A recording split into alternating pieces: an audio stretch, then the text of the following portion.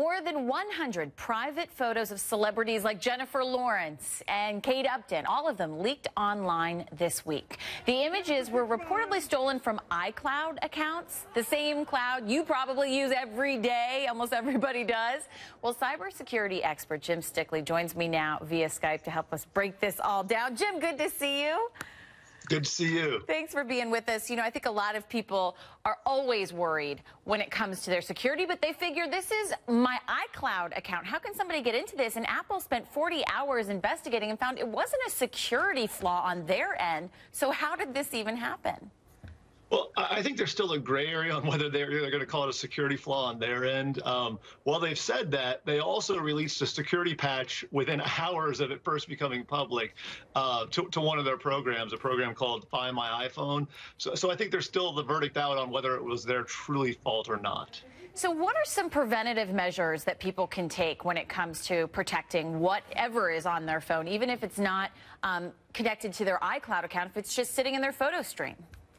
Sure. Well, I mean, on their phone itself, again, keep in mind, there's things like apps. And if you put an app on your phone, those apps have permissions. And if the permissions on that particular app says that it has access to access your photos, it has access to access your photos. And therefore, it could download those photos, possibly not even having you know it.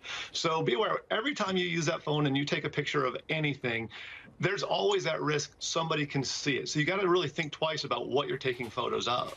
Nevertheless, these were, and one of the celebrities said, these were photographs I took in the privacy of my own home with my husband. Should people not be allowed to take photographs? I mean, she said these have been deleted for a long time.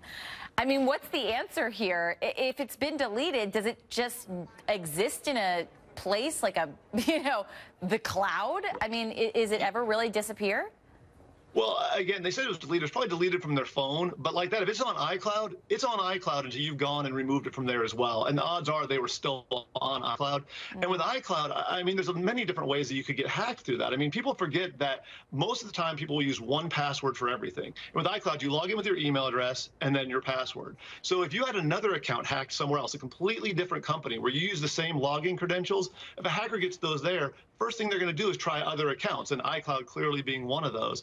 So you got to remember that you can't use the same password everywhere, because if you do, you're going to get hacked the same way. You know what's so interesting is a lot of people don't realize how unsecure we are. I mean, the Wi-Fi in general. Just talk to me a little bit about what are ways that we can prevent people having access to our information, Wi-Fi being one of them. It's so difficult. I mean, most of the time hacks come from things where it's either phishing or where they've gotten into your computer because, for example, Wi-Fi. If you go out on the internet and you're just walking around, let's say you go to a coffee shop and you get on Wi-Fi there, well, you really have no idea who's offering that Wi-Fi. It could be the coffee shop, or it could be a malicious hacker sitting out in the parking lot giving their own version. Well, the minute you're connecting through their Wi-Fi connection, they can now monitor everything you're doing. And that would include logging into accounts or anything else. So with everybody in the cloud nowadays, everybody's logging into these services that are online. If they're going through a malicious link, a malicious Wi-Fi access point, those criminals are able to capture all of your data. My takeaway, if you want to take provocative photos, do the little disposable cameras. Just go old school. Yeah, absolutely. And kind of remember, like in the old days, if you wouldn't have turned it in to have it developed at like the local store, that's probably things you don't want to be having on your digital camera either. There you go. Some lesson learned for some folks out there. All right, Jim Stickley, great to see you. Thanks for being with us. All right, take care.